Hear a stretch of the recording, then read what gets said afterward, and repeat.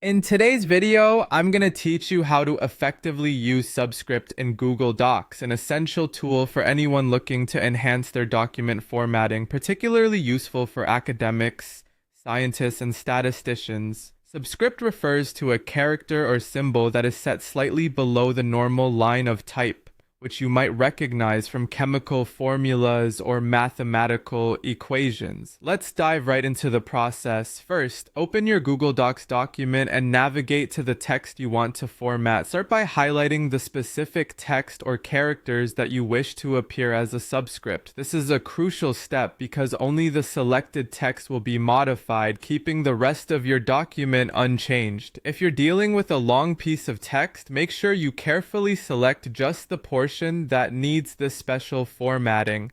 After highlighting your desired text, move your mouse pointer up to the menu bar at the top of the screen. You'll want to look for the Format option.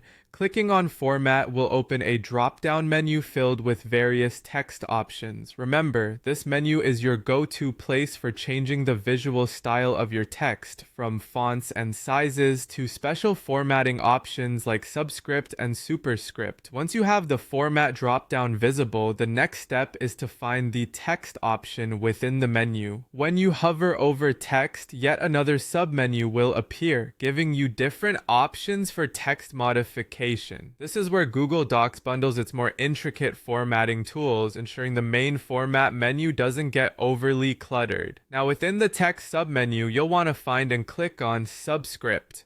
This action will automatically apply the subscript format to the text you previously selected.